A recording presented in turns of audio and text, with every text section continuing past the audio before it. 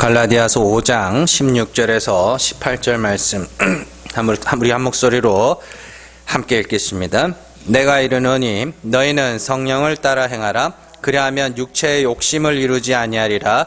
육체의 소욕은 성령을 거스르고 성령은 육체를 거스르나니 이 둘이 서로 대적함으로 너희가 원하는 것을 하지 못하게 하려 함이니라. 너희가 만일 성령의 인도하시는 바가 되면 율법 아래에 있지 아니하리라. 아멘. 네, 말씀 나누겠습니다. 갈라디아서 50번째 시간입니다. 욕심 부리지 맙시다입니다. 네, 우리는 지난 시간에 육체의 소욕과 성령의 인도하심, 또 육체의 소욕과 율법 아래에 있는 것, 그것의 관계를 살펴봤습니다. 육체의 소욕이란 엉망진창으로 살고 싶어하는 마음이 아니라 내가 의로워야지, 내가 거룩해야지, 더 나아가 내가 구원에 이르러야지 하는 선악과 따먹은 아담의 본성이다 그랬습니다. 그래서 선악과를 따먹으면 얘네들은 반드시 자기 손을 들어 생명나무 열매를 따먹고 영생에 이르고자 할 거다. 그러면 그렇게 영생에 이르면 그 영생에 이른 주체가 누구예요? 아담이죠. 사람이죠. 그건 절대 안 돼. 그건 절대 안 되니까 그 생명나무 열매로 가는 길을 막으신 거죠. 두루도는 불칼과 그걸로. 그건 절대 그렇게 돼서는 안 된다. 그렇죠? 그게 육체의 소욕이에요. 그래서 육체의 소욕과 율법 아래에 있는 것을 같이 이야기를 했죠. 율법 아래에 있는 건 뭐예요? 율법과 할례를 행하여 어떻게 해요? 그것으로 너희가 의에 이르러야지. 그게 육체의 소욕이라니까요. 그러니까 우리가 어제도 말씀드렸지만 많은 목사님들이 여기까지, 요 전까지는 잘 온다니까요. 구원은 믿음으로 얻는 겁니다. 막 오다가 갑자기 이 말씀에서 막 사람의 욕심을 어쩌고 저쩌고 그러면서 죄 짓고 싶어 하는 욕심 이렇게 이야기하는데, 제가 말씀드리지만 정말로 사람들이 성경을 잘못 알고 오해하고 있기 때문에 성경을 오해하니까 첫 번째로는 하나님을 오해하게 되고, 또 하나님을 오해하고 두 번째는 뭐냐면 사람을 오해하게 돼요. 사람을. 그래서 사람은 의롭고 싶어하는 자들이지, 의롭고 싶어하는 자들이지 죄 짓고 싶어하는 자들이 아닙니다. 여러분들, 이거는요 그냥 목사 말이 저러니까 그런가 보다가 아니라 실제 우리 이야기잖아요. 그렇잖아요. 실제 우리 이야기잖아요. 이렇게 죄를 지으면서도 여러분들 우리 마음에는 뭐가 있냐면 이러면 안 되는데 라는 그 마음이 있다니까요. 그게 양심 아닙니까? 양심이란 건 거기서 작동하는 거잖아요. 그죠? 잘못을 했으면서도 이건 아닌데, 이러면 안 되는데, 그런 마음들이 있고, 또 누군가가 우리의 죄를 지적하면 어때요? 기분이 좋아요, 나빠요? 나쁘죠? 왜 나빠요? 왜 나쁜 것 같아요?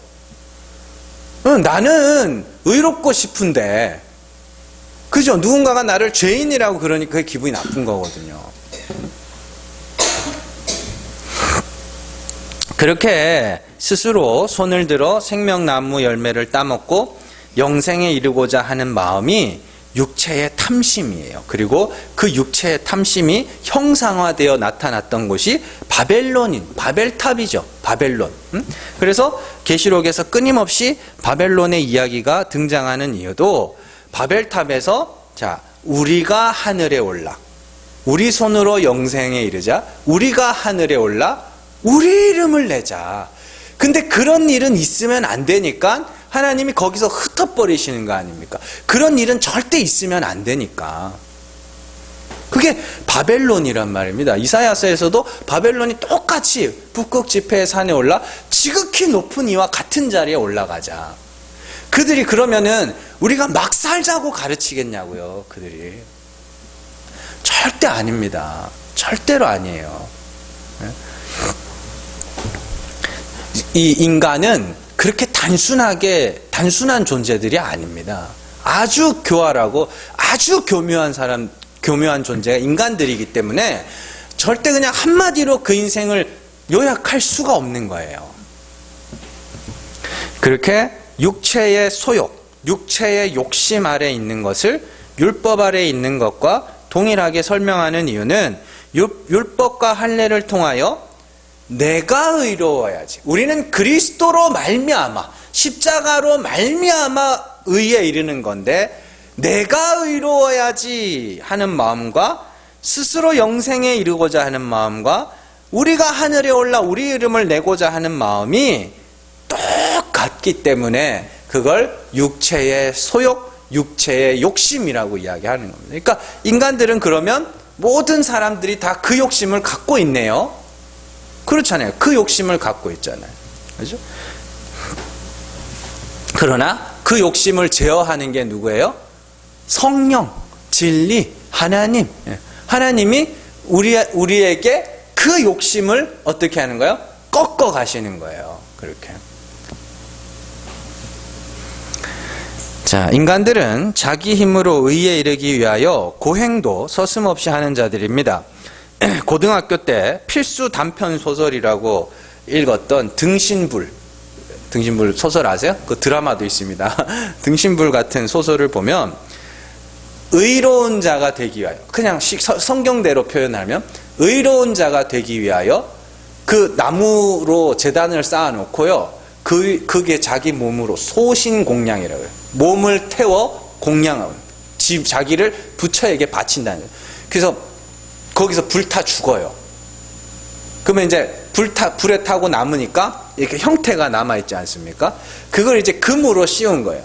그걸 이제 등신불이다. 뭐 그렇게 그 소설에서는 그렇게 이야기를 합니다만은 인간들은 그렇게 고행을 통해서라도 스스로 의에 이루고자 하는 자들이죠. 그걸 육체의 소욕이라 하는 거예요.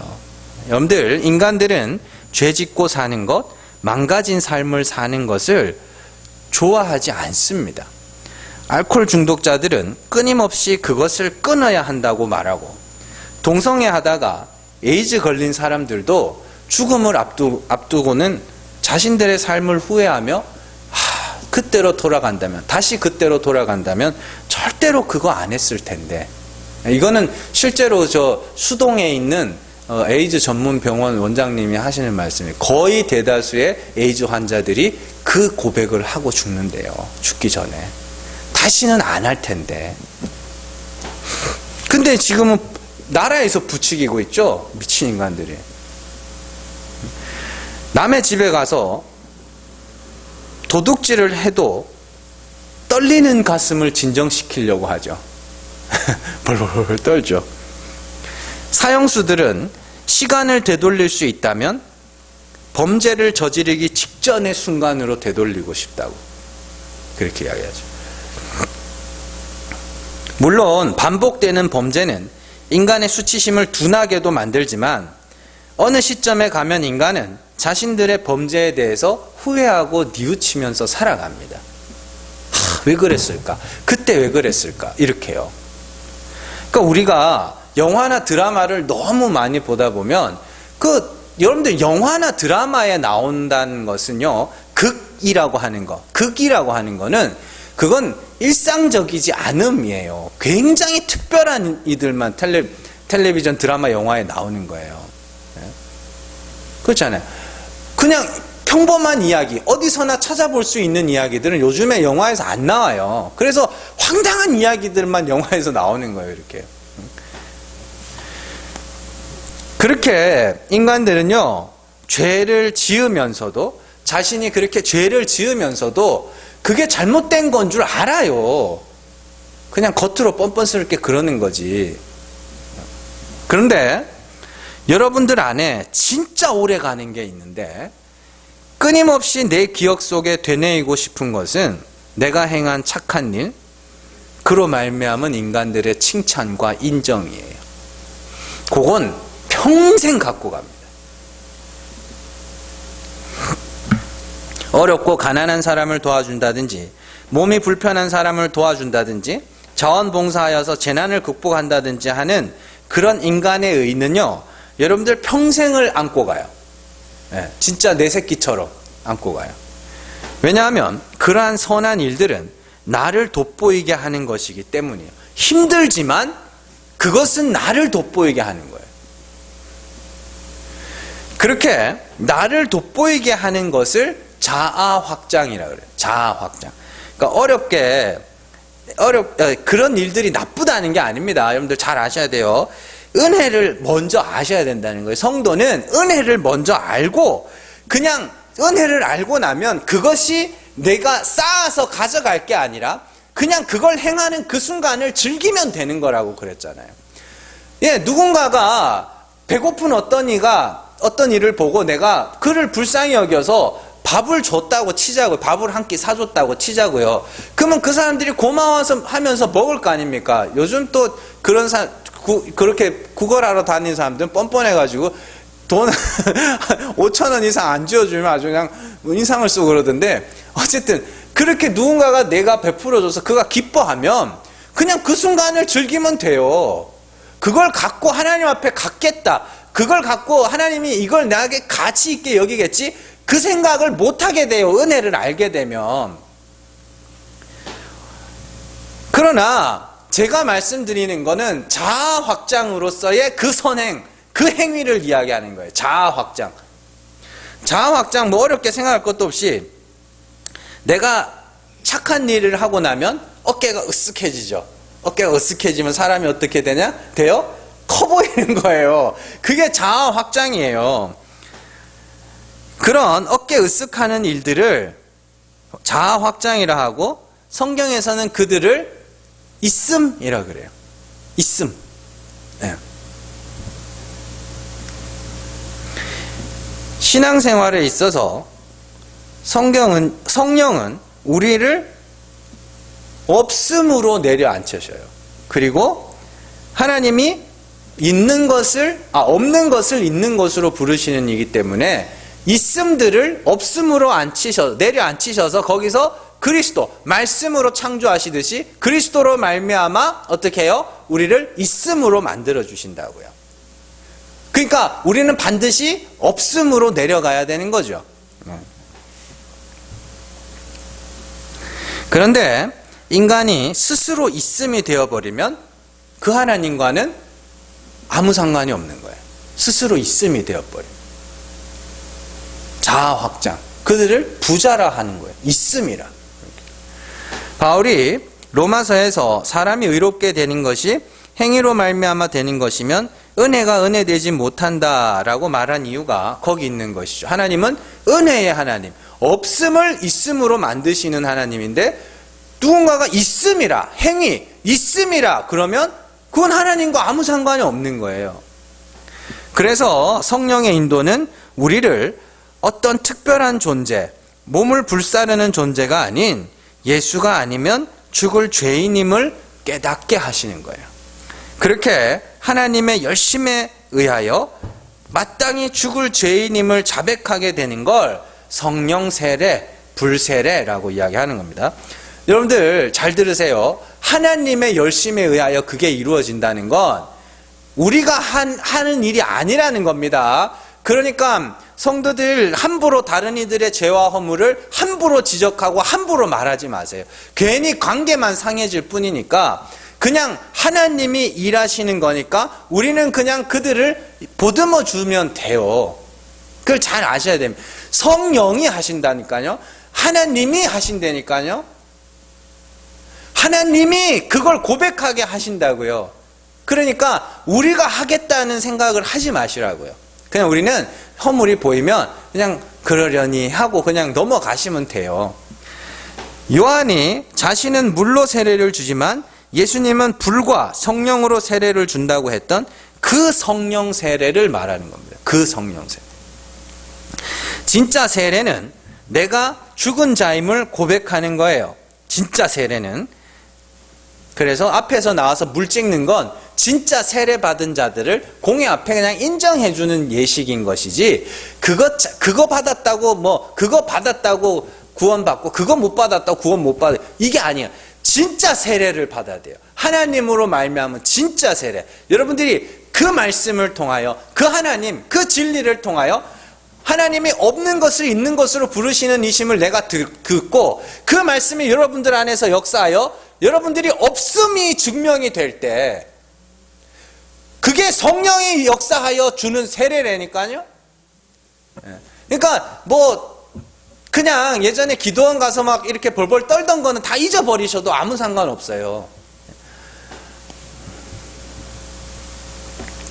자, 인간은 천성이 자신의 치부를 가리고 감추는 데 최적화되어 있는 존재들이기 때문에 자신의 죄와 허물을 자백하며 십자가에서 예수 그리스도와 함께 죽는 것, 그것은 하나님만이 하실 수 있는 일입니다.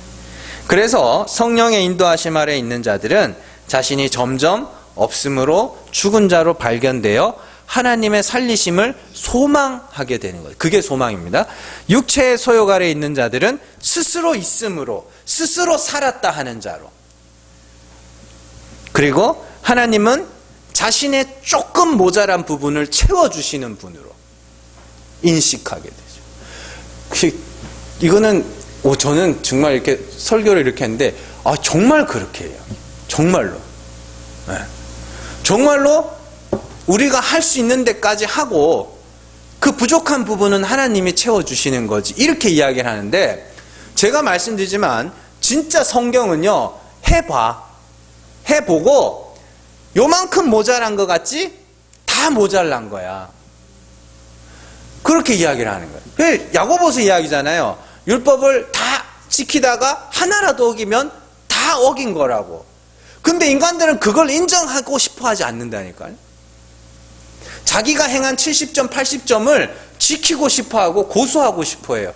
그러나 하나님은 하나라도 어기면 다 어긴 거라 그러는데, 인간들은 아니 그래도 내가 이만큼 한 게 있는데, 그래서 성령이 오셔서 싹 다 불태워 버리는 거예요. 싹 다 불태우는 거예요.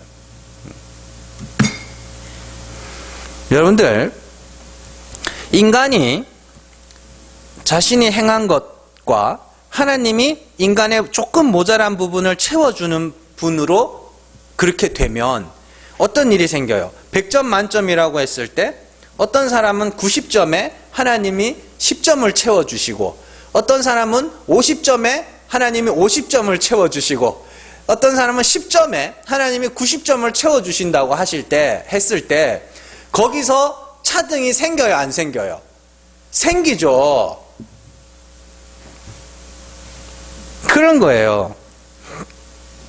그래서 성도는 반드시 빵점에서 하나님의 100점을 받는 거예요. 빵점에서 100점을 채워줘야 되는 거예요.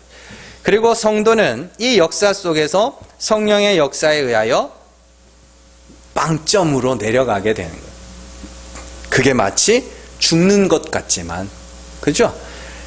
100으로 채우시는 하나님의 은혜를 소망하는 길이기 때문에 성도를 향해서 고린도후서에서 우리는 죽은 자 같으나 살았고 없는 것 같으나 모든 것을 가진 자로다. 아무것도 없는 것 같으나 우리는 있고, 이렇게 이야기하죠. 그렇게 100으로 채우시는 하나님의 은혜를 소망하는 자들에게 성경이 인내해라, 이렇게 이야기를 해요. 히브리서에 가면 인내해라. 뭘 인내해야 돼요?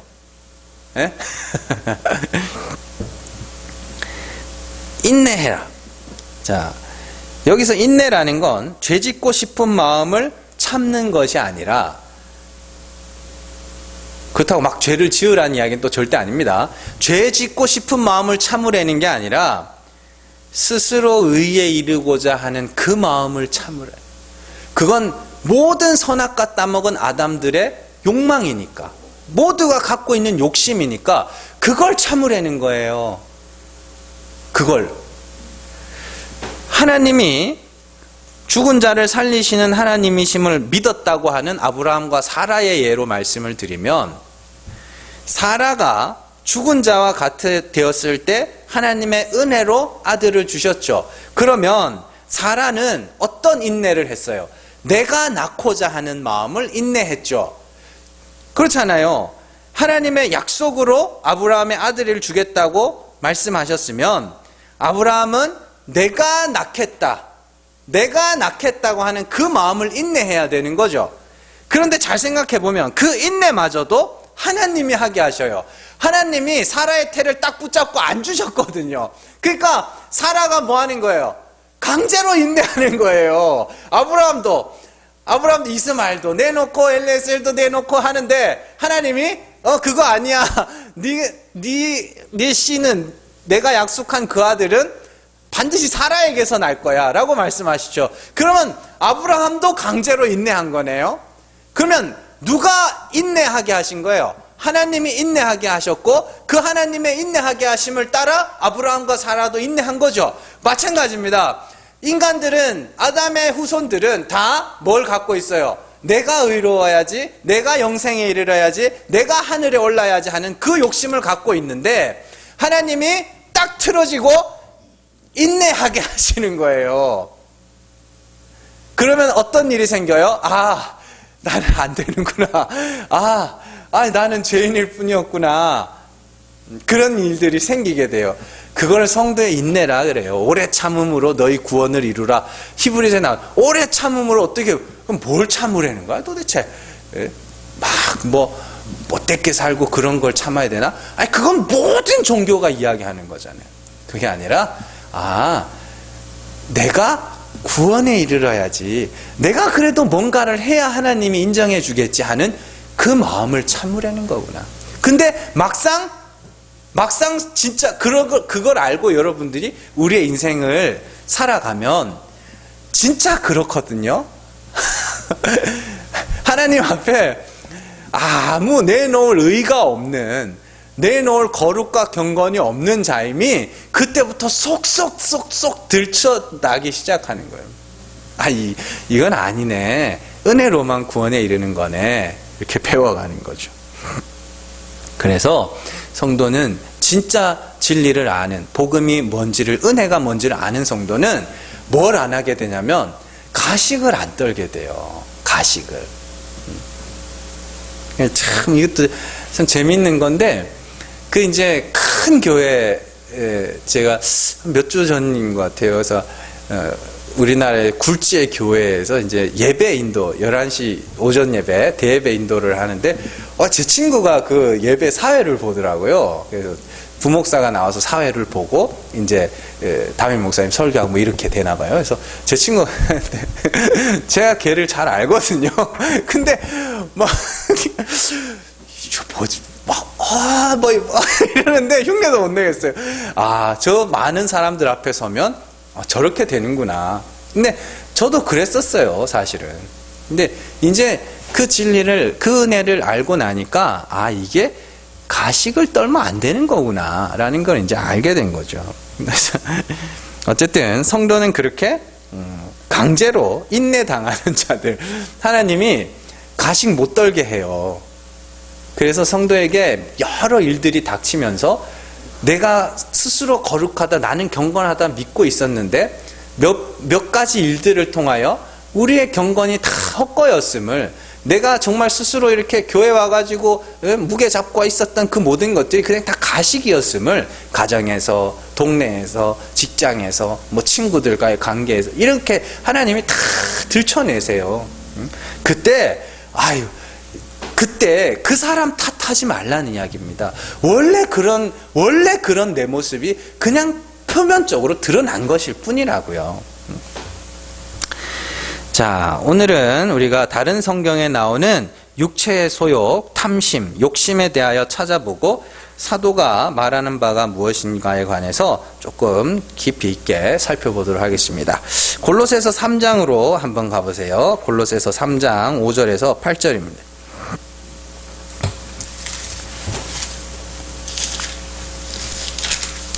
골로새서 3장 5절에서 8절.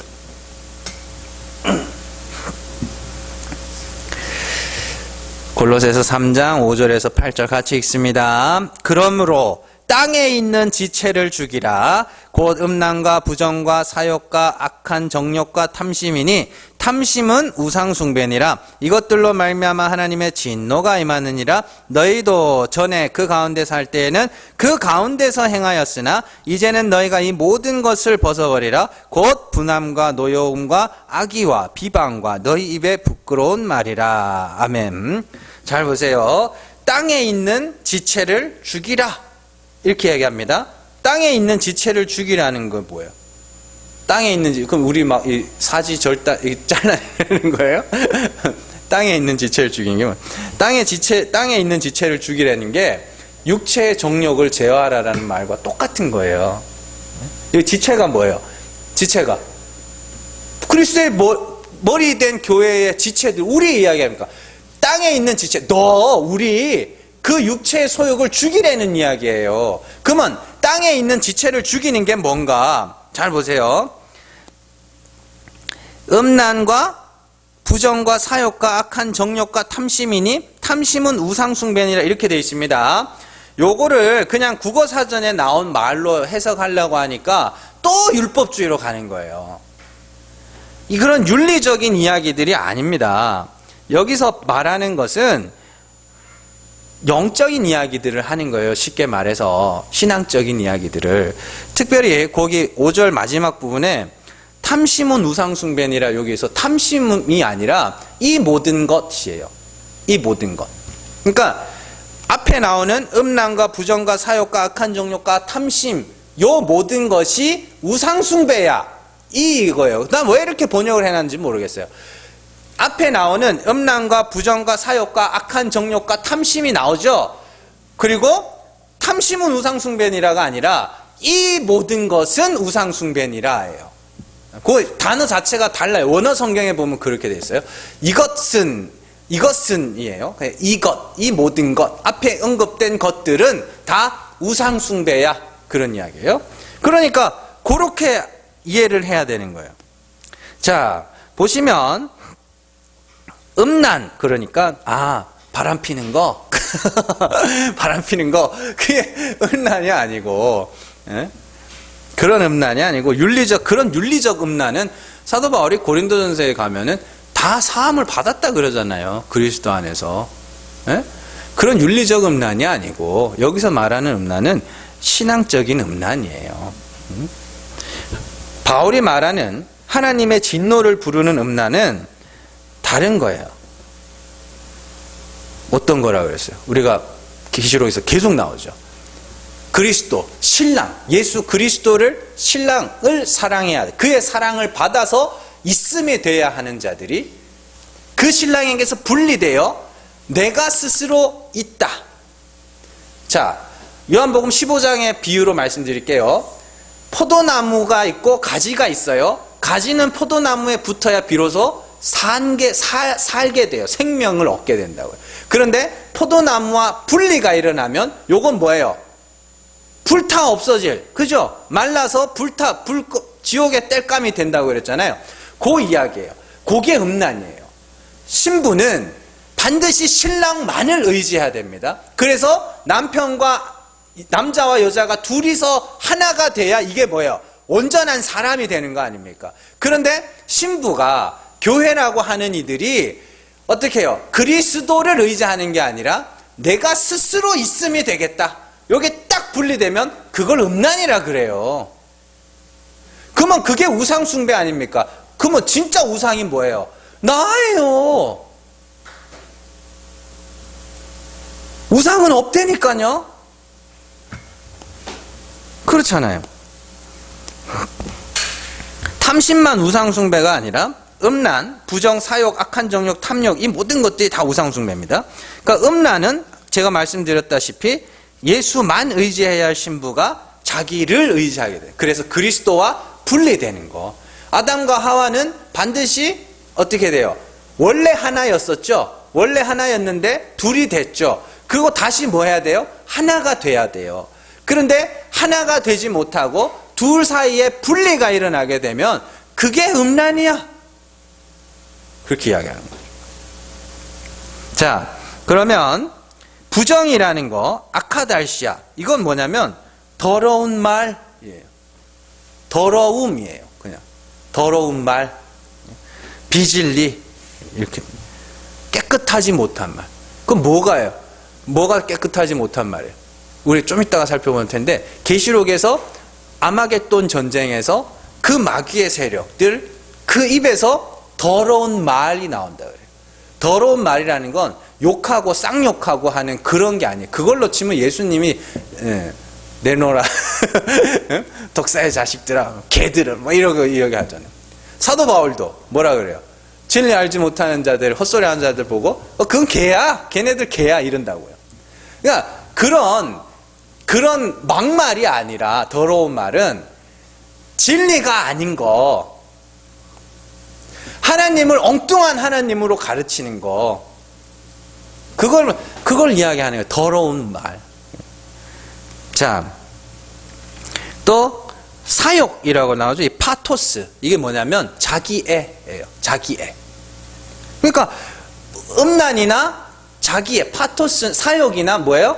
같은 거네요. 자기를 사랑. 그래서 사도 바울이 말세 때가 되면 사람들이 자기를 사랑하며 이렇게 나오죠.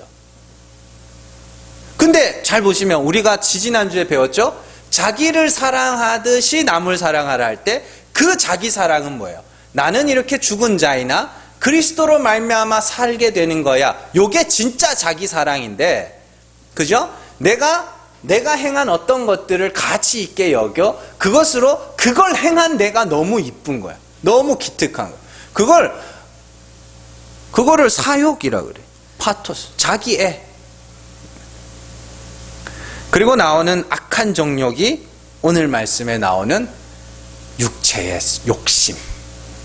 네가 율법과 행위로 스스로 의에 이르겠다 하는 그게 악한 욕심, 육체의 소욕, 악한 정욕.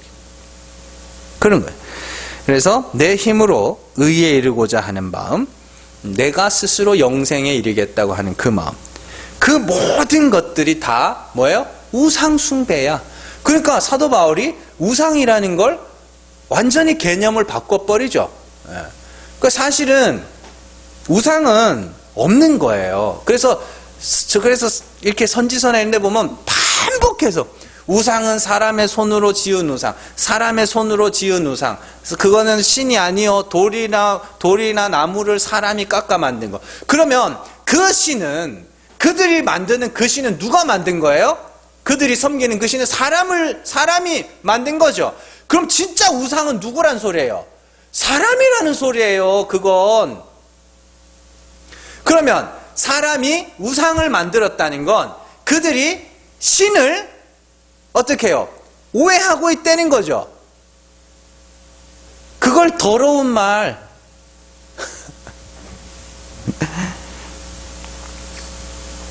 그렇게 이야기하는 겁니다. 그러니까 이렇게 쭉 사도 바울이 의미 없이 나열한 단어들이 아니에요. 이런 것들이 다 구약의 성경, 구약 같은 거, 구약의 특히 선지서 호세아서나 에스겔서 같은데 이렇게 보면 음란에 대한 이야기가 많이 나오거든요. 거기 잘 보시면 그게 그 음란이 아니에요. 이스라엘 백성들은 원래 군대가 있으면 돼야 안 돼요. 율법상 이스라엘 백성들은 군대가 있으면 안 돼요. 예. 그래서 사사기 같은 데 보면 정규군이 없었죠. 정규군이 없어서 전쟁이 나면 자기 지파를 중심으로 사람들을 이렇게 모았단 말이에요. 그건 정규군이 있으면 안 돼요. 왜냐하면 만군의 여호와라 그러죠. 만군의 여호와. 그 말이 뭐냐면 모든 군대의 하나님이라는 뜻인데, 그게 뭐냐면 하나님이 너희의 군대란 소리예요. 그런데 그들이 정규군이 있다는 건 만군의 여호와를 그들이 버렸다는 건데, 왜 정규군을 만들게 됐어요? 다른 나라들 보니까 자기들을 침공했던 다른 나라들을 보니까 다 군대를 갖고 있거든요. 그래서 나도 그 나라처럼 군대를 가져서 내가 강해지겠다. 성경에 그걸 음란이라 그래요. 너희의 군대는 난데, 하나님이. 근데 너희가 군대를 갖겠다고? 왜? 바벨론 보니까, 아수르 보니까, 애굽 보니까 막강한 군대를 가졌던데요. 그러니까 하나님 뭐라고 하냐? 너희가 그들을 사랑하는구나. 이 간음한 여자들아. 이래 버린다고요. 그러니까 그 간음이 그 간음이겠냐고요. 아니 롯을 보고도 의인이라 해버리는데 성경이 그 간음이겠어요? 네? 그게 아니라 그리스도만을 의지하고 하나님의 은혜만을 의지해야 되는 자들이 자꾸만 나의 어떤 모습, 나의 어떤 행위, 나의 어떤 선함, 나의 어떤 열매, 그것들을 갖고 스스로 의에 이르겠다 하는 그 마음을 사도 바울이 간음이야, 음란이야, 음행이야 이렇게 이야기하는 거예요. 자, 이렇게 구원의 문제에 있어서 우상숭배라는 말은 내가 뭔가를 더하고 내가 뭔가를 보태겠다라는 그 마음들을 우상숭배라 한다. 그렇게 이야기하는 거예요. 그래서 바울이 8절, 골로새서 3장 8절, 이제는 너희가 이 모든 것을 벗어버리라. 이게 뭐냐면, 잘 보세요. 위에서는 마음에서 일어나는 일들입니다. 음란, 부정, 사욕, 악한 정욕, 탐심, 그 마음. 우리가 스스로 의에 이르겠다고 하는 그 음란, 간음한 여인의 그 마음. 그죠? 그리스도로 말미암아 구원에 이르는 게 아니라 그래도 내가 뭔가를 해야지 하는 그 마음. 이제는 그 마음을 벗어버리라 라고 하면서 그 마음을 가진 자들에게 나타나는 현상을 이야기하고 있는 거예요. 거기서 나오는 게 분함과 노여움과 악의와 비방과 너희 입에 부끄러운 말이라 이렇게 이야기하는 거예요. 그죠? 그런 이야기예요. 자, 그래서 너희가 버려야 할 것이 이전에 너희가 알던 우상의 가르침인데, 여기서 번역 안 되어 있는 단어가 있는데 올게, 열심이에요. 열심. 그래서 야고보가 사람의 썩내는 것이 하나님의 의를 이루지 못하는, 그건 사람의 썩내는 거는 막 썩내면은 으씨 이렇게 막 썩내면은 그건 하나님의 의가 이루어지지 않아가 아니라 너희가 열심을 내는 것이, 진리를 알지 못하고 깨닫지, 듣기는 속해하라는 말이 깨닫기는 속해하라는 이야기입니다. 듣기는 속해하되 말하기는 더디하고 썩내기도 더디하라는 말은 뭔가 막 열심으로 뭘 해서 너희가 의롭게 되는 게 아니니까 먼저 듣고 깨달으라는 거예요. 먼저 깨닫고 나서 말하고 그 진리를 말하고 그 다음 뭐예요? 그리고 나서 열심을 내야지. 그걸 은혜가 뭔지 진리가 뭔지 알지도, 하나님이 어떠한 분인지 구원의 원리도 알지 못한 채로 그냥 무작정 열심을 부린다고 하나님의 의가 이루어지는 게 아니다. 그게 야고보서 이야기잖아요. 거기서 올게, 그 열심이에요. 그리고 나오는 단어가 분이라고 되어 있는데 디모스예요. 열정이라는 뜻입니다. 흥분, 열정 이런 단어예요. 그리고 이 단어가 어디서 나왔냐면 희생제사 희생제사에서 나온 거예요. 어쨌든 뭐 그건 거기까지 가면 복잡해지니까 분일까, 열정, 흥분, 그죠? 내가 구원에 이르러야 되니까 뭐 하자 그래요? 열정. 불 붙어야 된다고. 불 붙으면 다 타 죽어요. 뜨거운 거 좋아하면 뜨거운 데 가는 거지 뭐. 그게 아니고 먼저 깨달으셔야 돼요. 진리를, 은혜를. 자, 그리고 나오는 단어가 악이, 카키야, 악입니다. 악은 뭐라 그랬어요? 그리스도 하나님이 창세기에서 악하다 한 게 뭐예요? 선하지 않다 한 게 뭐예요? 사람이 독처하는 것.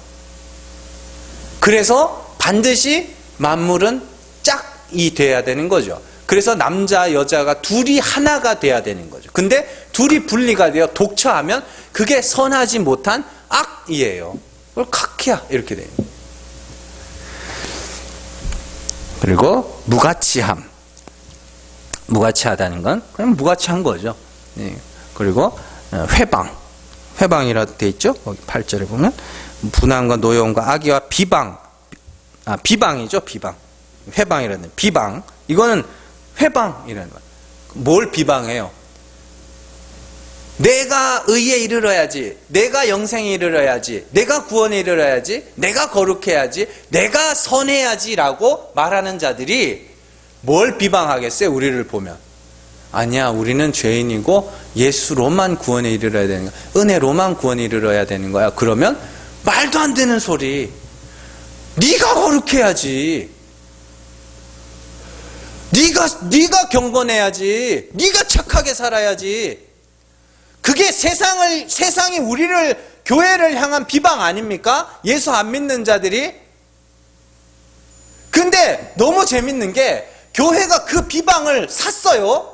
왜냐하면 그렇게 가르쳤거든요.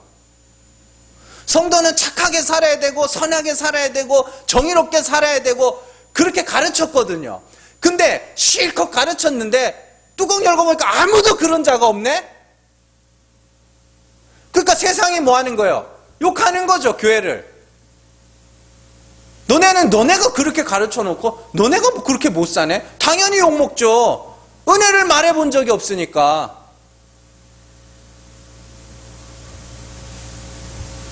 그러니까 저 같은 사람은 욕 안 먹어요. 그런 이유로는.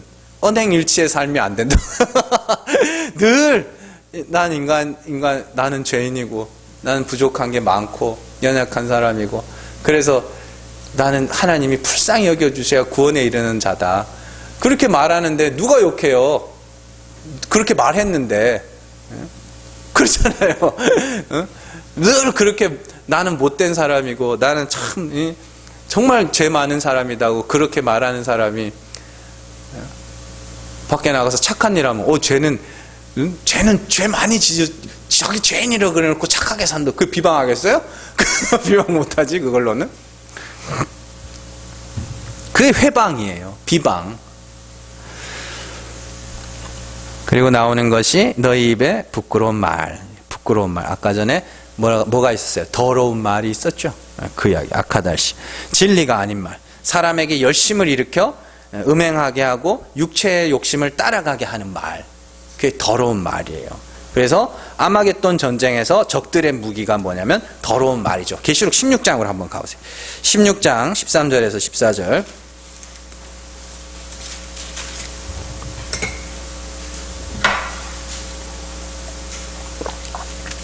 계시록 16장 13절에서 14절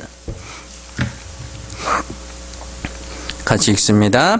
또 내가 보매 개구리 같은 새 더러운 영이 용의 입과 짐승의 입과 거짓 선지자의 입에서 나오니 그들은 귀신의 영이라 이적을 행하여 온 천하 왕들에게 가서 하나님 곧 전능하신 이의 큰 날에 있을 전쟁을 위하여 그들을 모으더라. 아멘. 여기 보세요.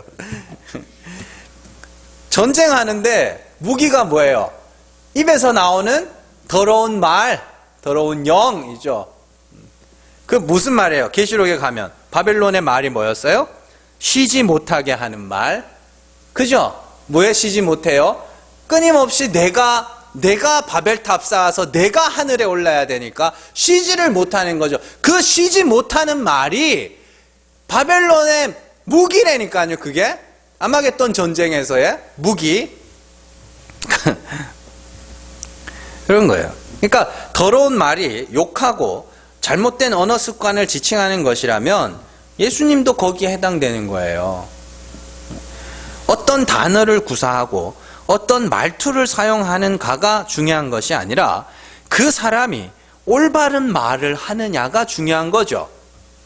아무리 좋은 단어, 좋은 어휘를 선택해도 그 사람이 하는 말이 말도 안 되는 소리. 그죠? 말이 아니면 그게 뭐예요? 그냥 소리죠. 말이 아니면. 그래서 우리가 말도 안 되는 소리 하지 마. 그게 뭐냐면 그냥 그건 소리예요. 말이 안 되니까. 그러니까 우리는 오늘날에 굉장히 그 위험한 겁니다, 여러분들. 저 사람은 막말해. 저 사람은 입이 왜 이렇게 걸어. 이렇게 이야기를 하는데 입이 걸고 막말하는 게 중요한 게 아니에요. 그 사람이 하는 말이 이치에 맞느냐 안 맞느냐가 중요한 거지. 그런데 우리는 너무 바보 같아요. 그냥 좀 말이 입이 거칠고 단어 선택이 좀 덜하고 이러면 그 사람의 말의 진위와 여부와는 상관없이 저 사람은 욕하는 사람이네? 그게 아닙니다. 무슨 말을 하는가가 중요한 거예요. 아무리 고급진 언어 사용을 하면서 말도 안 되는 소리를 하고 있으면 그건 말도 안 되는 소리라고 이야기를 해야 되죠. 그래서 거짓말하는 사람들이 그 단어 선택에 주의를 기울여요. 고상하게. 그렇잖아요. 자기가 하는 말에 자신이 없으니까 그 말 외에 단어 선택들이나 어휘 선택이나 이런 거에 신경을 쓰는 거예요. 그런데 자기가 하는 말이 맞다고 확신이 들면 막 하는 거예요. 막 하는 거예요. 이렇게. 자, 그거는 진리를 알라고 모형을 한 하나님을, 똑같은 하나님을 말하고 있는데, 그죠? 그 하나님이 진리의 하나님, 은혜와 진리의 그 하나님으로 말하고 있으면 그건 깨끗한 말이에요. 그런데 그 하나님이 아닌 엉뚱한 하나님으로 가르치고 있으면 그걸 더러운 말, 더러운 영이라고 그렇게 이야기하는 거예요. 그래서 바벨론이 더러운 말을 하죠. 어떤 더러운 말이에요? 진리가 아닌 거. 하나님을 말한다니까요. 예수도 말해요. 그 사람들은 예수도 말해요. 우리가 표적에 대해서 살펴볼 건데, 거짓 선지자들이 표적 이야기하는데 십자가 이전에 예수를 이야기했다는 소리입니다. 그리고 그걸 그 예수마저도 우상으로 만들어서 열심히 빌어줄 테니까 내게 그 병 고쳐주세요. 요렇게 하는 거 있잖아요. 그게 더러운 말이에요.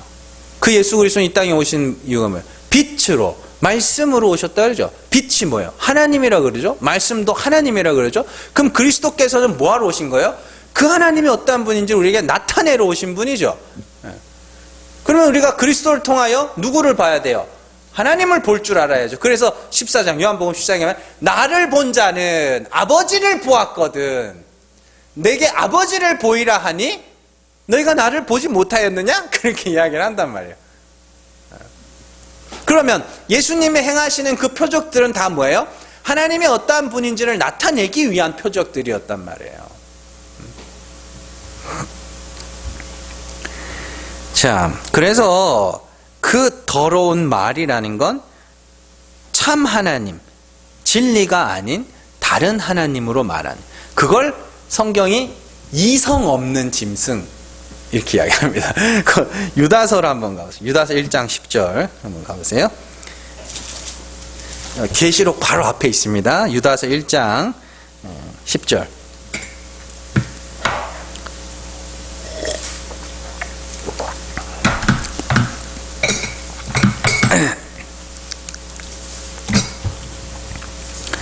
같이 읽습니다. 이 사람들은 무엇이든지 그 알지 못하는 것을 비방하는도다. 또 그들은 이성 없는 짐승같이 본능으로 아는 그것으로 멸망하느니라. 이성 없는 짐승이라는 이 히브리어 단어가, 이성 없는 짐승이 뭐예요? 이성 없는 짐승이. 이 히브리어 단어가 뭐냐면 알로고스.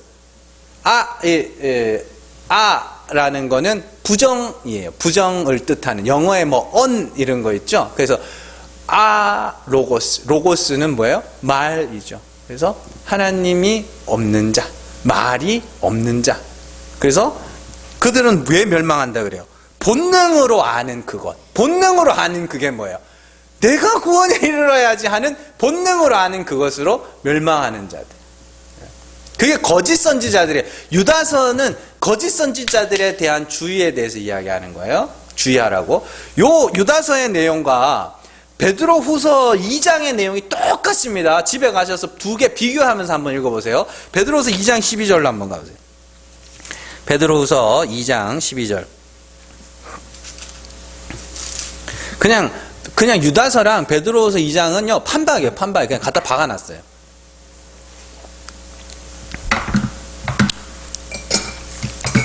같이 읽습니다. 그러나 이 사람들은 본래 잡혀 죽기 위하여 난 이성 없는 짐승 같아서 그 알지 못하는 것을 비방하고 그들의 멸망 가운데서 멸망을 당하며, 똑같은 말이죠. 이성 없는 짐승, 하나님이 어떠한 분인지, 말이 없는 자, 로고스, 말씀, 하나님, 그 하나님이 어떠한 분인지를 몰라서 본능대로 살다가 멸망에 처하는 자들. 그 본능이 뭐냐고요? 스스로 의에 이르러야지. 우리가 영생에 이르러야지. 우리가 하늘에 올라 우리 이름을 내자. 그 본능대로 살아서 멸망에 이르는 자들이다. 그 예를 쭉 설명해 놓고 있는데 유다서와 베드로서 이야기가 똑같아요. 그냥 갖다 박아놨어요. 예수님 제자들 아니랄까봐. 그냥. 그런 거예요. 그러니까 육체의 욕심이라는 거, 정욕이라는 거. 그러니까 베드로후서 2장 집에 가셔서 꼭 읽어보세요. 그리고 그 2장 10절부터 이렇게 읽어보면 그 사도 바울의 이야기와 똑같은 겁니다. 탐심에 대한 이야기들이 거기도 나와요. 탐심, 욕심 이렇게 나오는데 그 플라오넥시아 또 에피두미아 이렇게 히브리어 헬라어 단어는 두 단어가 나오는데 똑같은 단어예요. 탐심, 욕심. 그 욕심이 뭐냐고요. 본능적 욕심이 뭐냐고요. 육체의 욕심. 내가 의에 이르러야지. 내가 구원에 이르러야지. 그들이 말 없는 자들. 그런데 그들이 문제는 뭐냐면 그들이 어디에 들어왔어요 지금? 교회 안에 들어왔잖아요. 그게 문제라니까요. 차라리 그냥 성도 중에 한 사람으로 있으면은 다행인데 거짓 선지자, 말씀을 가르치는 자가 돼서 가르치는데 사람들이 다 넘어가 버리는 거예요. 그래서 사도 바울이 너희는 성령을 따라 행하라. 성령이 너희를 어떻게 인도해 가시는지를 알아야 그 성령을 따라갈 거 아니냐고요. 그 성령이 뭔데요? 하나님이 어떠한 분인지를 우리에게 비추시는 빛이잖아요. 하나님이 어떻게 나타나셨는데요? 죽은 자를 살리시며 없는 것을 있는 것으로 우리를 부르시는 이심을 우리 마음에 비추셨다며요. 그러면 그 성령을 따라 행한다는 건 뭐예요? 하나님 나는 주님이 살리셔야 하는 죽은 자입니다. 하나님 나는 그리스도를 말미암아 있음이 돼야 하는 그런 없음입니다. 그게 성령을 따라 행하는 건데 완전히 거꾸로 가르치고 있죠. 완전히 반대로 이야기하죠. 왜요? 본능이거든. 선악과 따먹은 아담의 본능이거든요. 바벨론에서 그 바벨탑 쌓던 이들의 본능이거든요. 그게.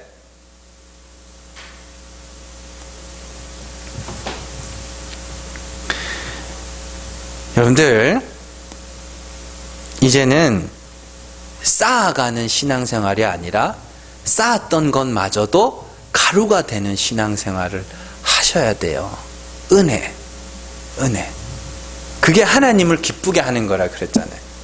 왜 그게 하나님을 기쁘게 하는 거예요? 내가 내 행위로 구원에 이르렀으면, 내가 내 행위가 요만큼만 섞였으면 온전히 하나님께로 올라가야 될 찬송이 내게 돌아오게 되죠.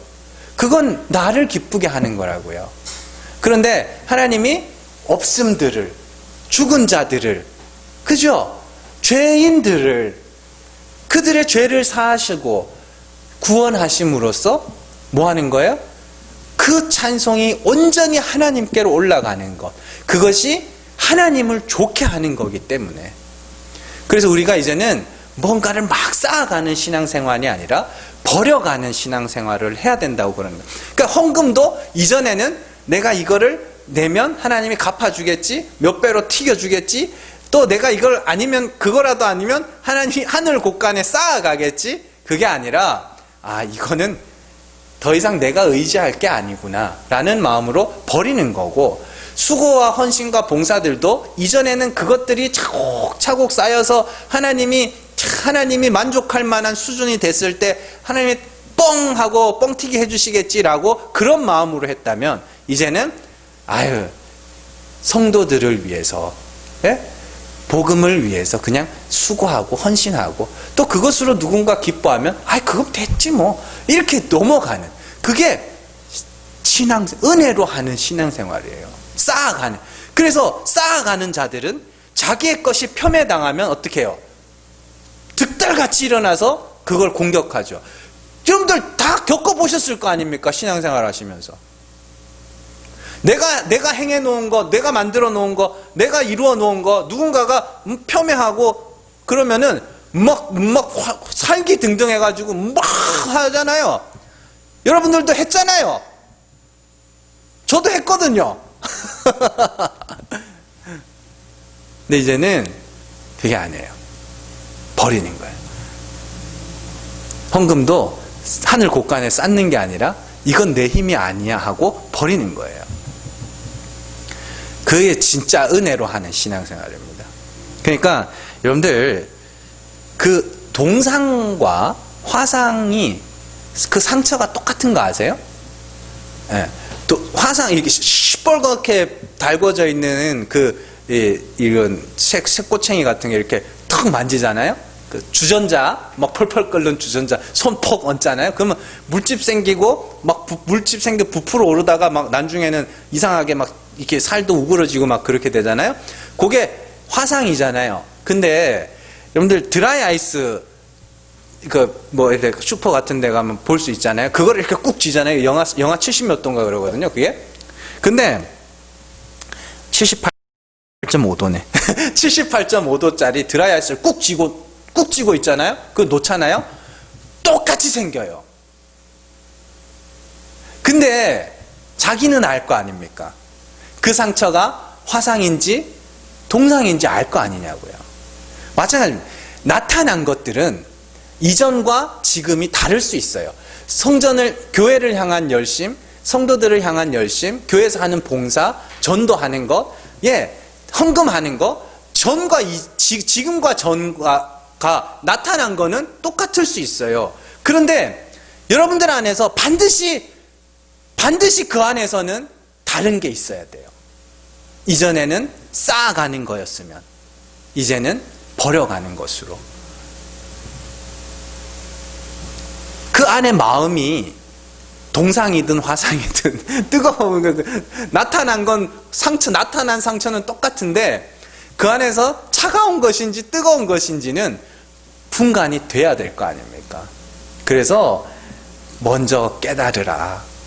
듣기는 속히 하고 말하기는 더디하고 성내기도 더디하라. 이렇게 이야기하는 거예요. 여러분들 은혜가 뭔지를 꼭 깨달으시기 바랍니다. 그러면 신앙생활이 더 이상 수고하고 무거운 짐이 아니라 그냥 기쁨으로 하는 거예요. 부담 없이 하는 거예요. 그래서 여러분들의 신앙생활들이 조금 더 가벼워지고 조금 더 그냥 재미있어졌으면 좋겠습니다. 기도하겠습니다.